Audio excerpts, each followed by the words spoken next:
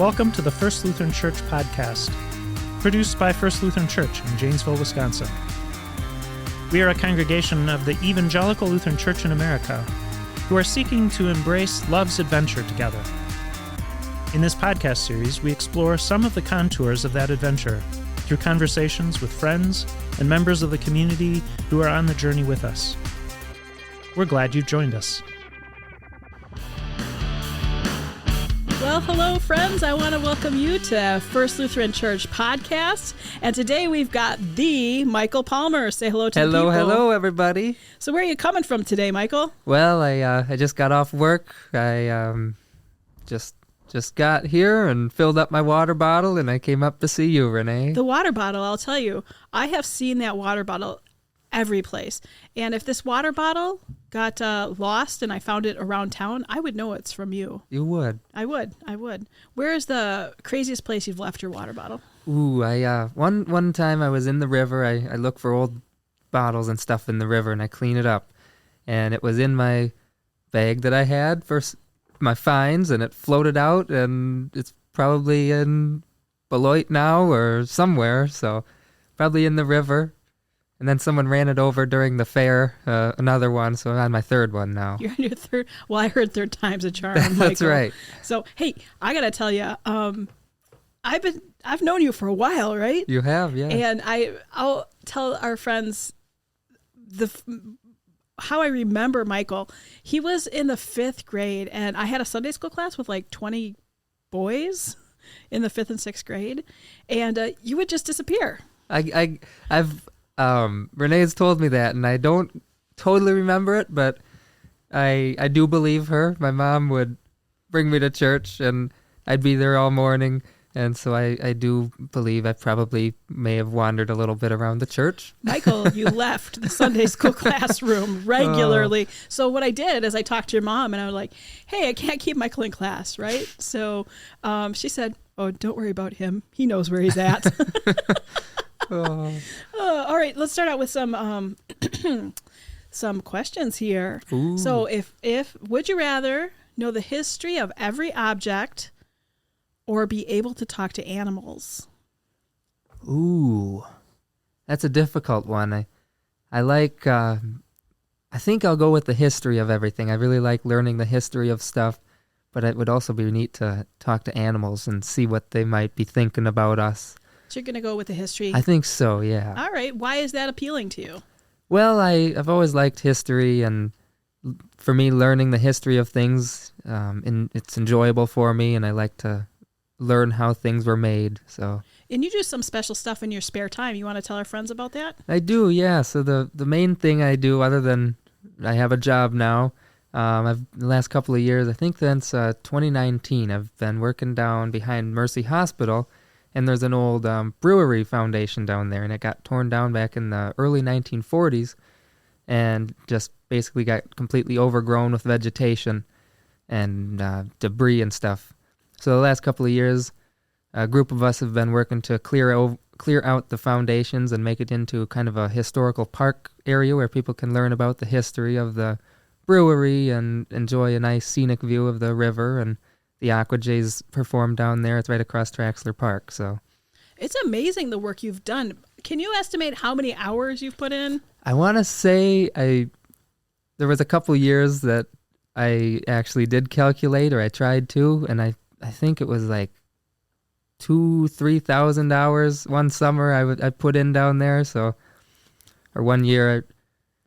It's a crazy amount. I know I've seen, Yeah. And I've seen your work because I like to bike and go past that area, and oh my gosh, it's changed so much. I remember you said you used to call it the kill zone. Yeah, it was a little bit overgrown, and well, I don't really want to talk about that today. Yes. I'm interviewing you. Mm-hmm. Okay. So, all right. So the history of objects. I've been at your house for like graduation parties and some events like that, and you practically have a curated museum in your basement. Pretty much, yeah. A lot of the stuff that I've found down at the brewery while uncovering, and then I've also have been into cleaning out the river in the last couple of years as well. Not so much lately. It's we've gotten a lot of stuff out, but right after they took out the dam. a lot of stuff started appearing down from Centerway Dam. And so a group of us have been able to clear out the river and take just truckloads of trash out. And then we also find some neat things once in a while. So a lot of stuff displayed in the basement. In the basement, yeah. Yep. Pretty cool stuff. And then what is... I had a question. Let me see here. Don't smile at me like that. So why are you cleaning out the river? What's going on?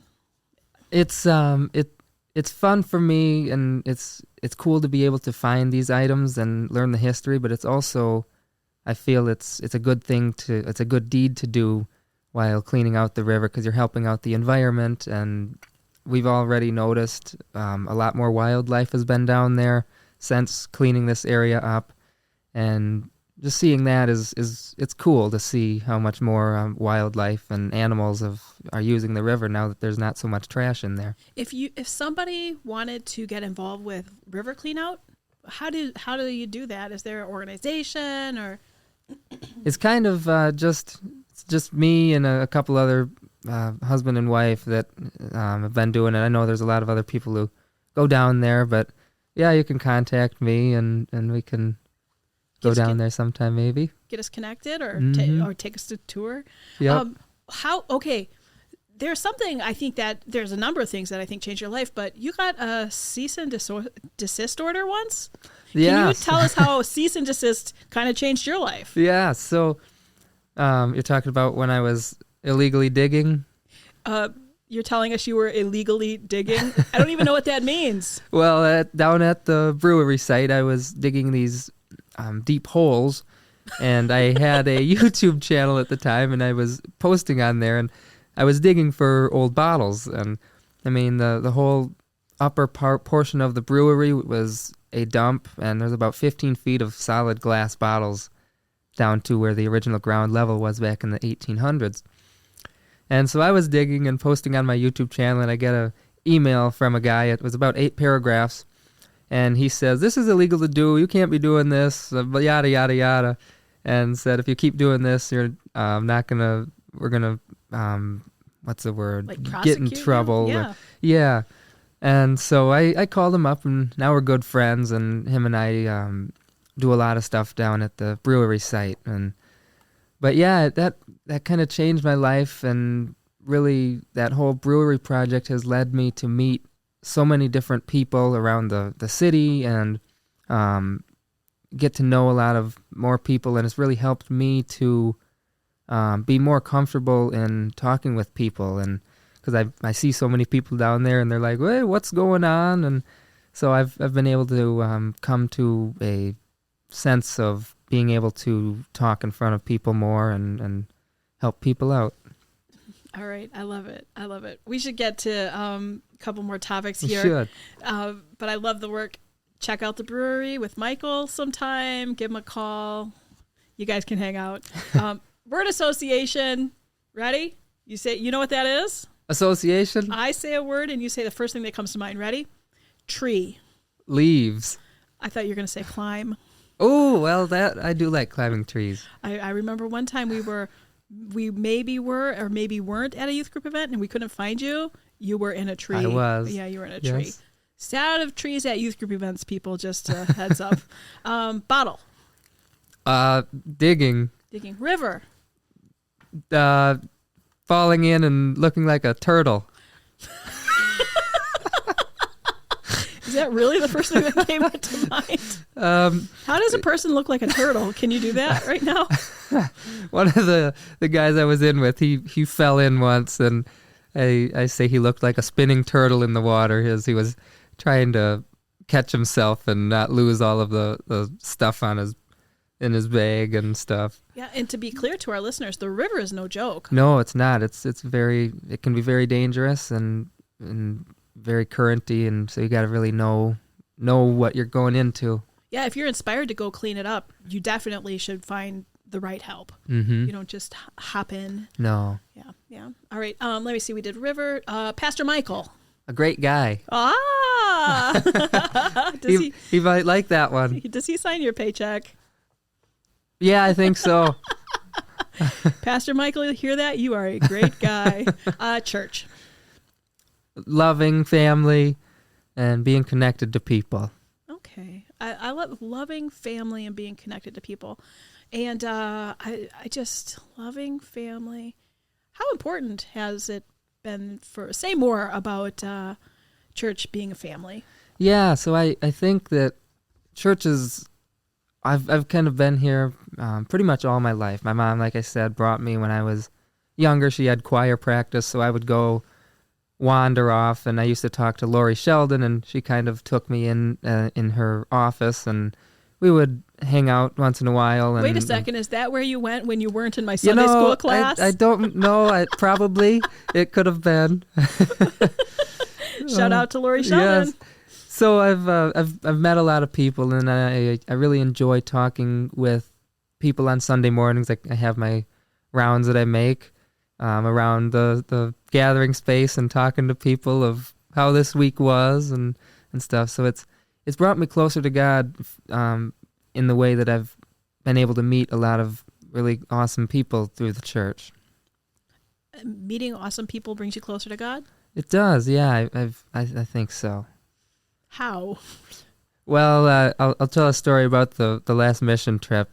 I said this story after we got back from the trip, but I saw God through a guy named Danny, and he was quite the character. He's pretty much broken all bones in his body, had stitches in his eyeball, and what? Yeah, and he grabs the blowtorch and roasts peanuts.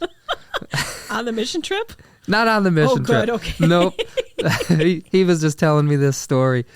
But I see God through people and how they interact with others and helping people. I think that's a big part in faith, is to help others who are in need. So, Michael, that's a special gift you have, is to be able to look at a person and see, oh, there's somebody God's created and God loves. That's really a good gift that you have. And I'm glad you're part of our church family here to share that gift.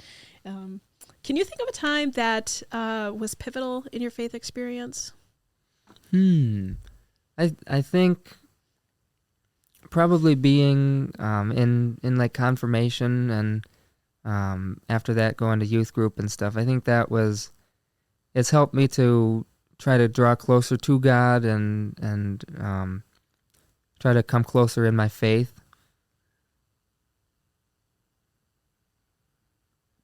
Yeah, I think so. All right. Anything specific about youth group or confirmation experience that was like a moment you were like, oh, this is new, or I'm learning here? Not really off the top of my head, but it's just all kind of been, it's all been fun and enjoyable, and I've been able to meet a lot of people who have been in with God, and especially at work too. There's a lot of people who don't believe, but there's also some that do, and talking in with them has kind of made me want to draw closer to God, because I'm like, the people who don't believe, I'm going to prove them wrong and, something. So talking with them, one of the guys is very big into his faith. So it's cool talking. You said very big into his faith, He right? is. He's a very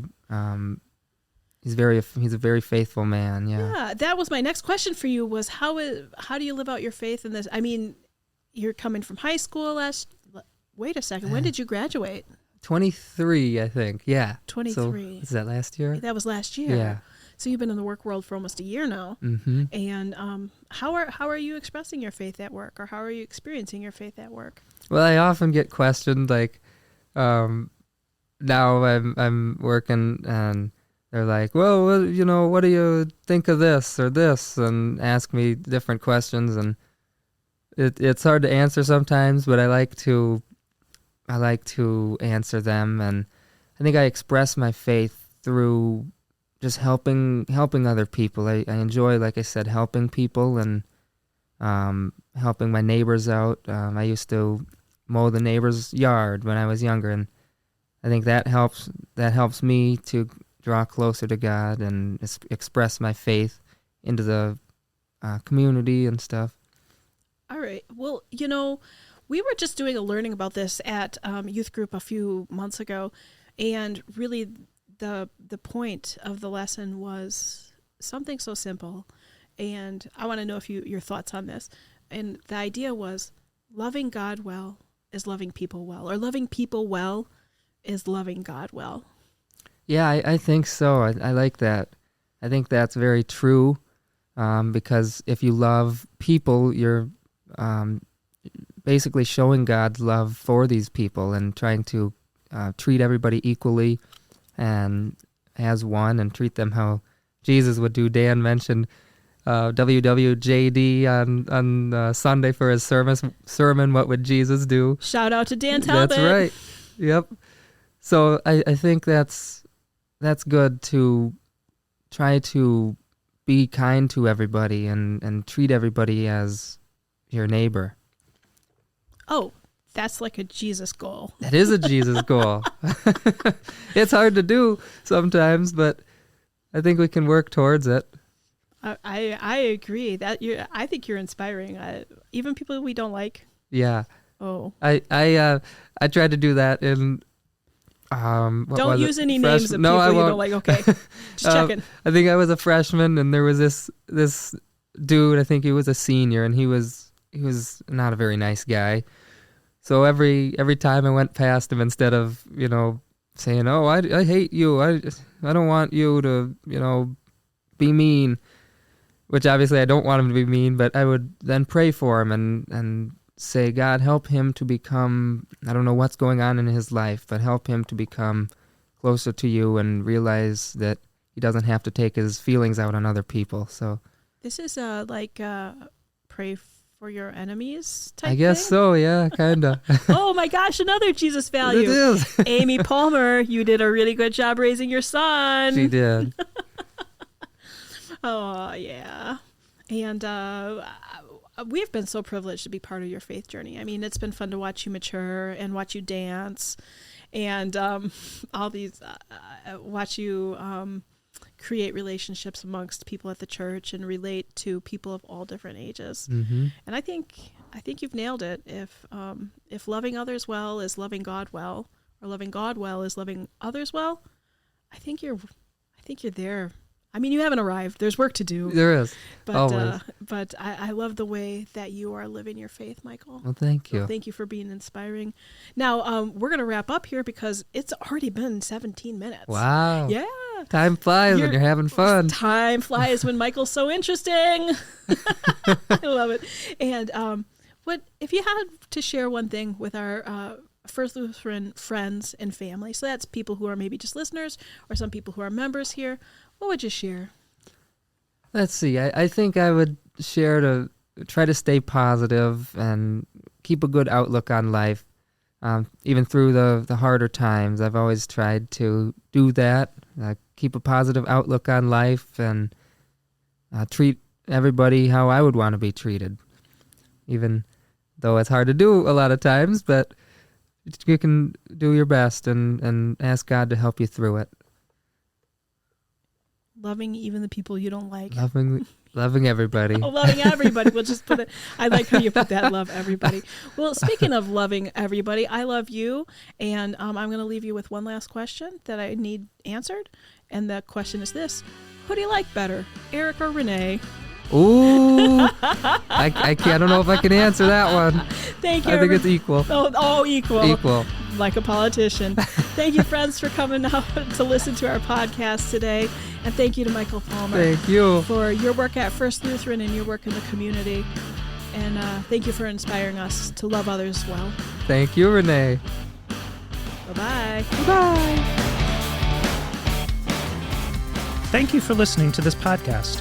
First Lutheran Church is learning to become genuinely inclusive, thoroughly engaged, externally focused, and relationally centered as we seek to live intentionally like Christ in the world. Embrace the adventure with us. You can find out more about us on our website at flcj.org. We welcome your questions and comments, which can be shared through our contact page. We're also active on Facebook and Instagram.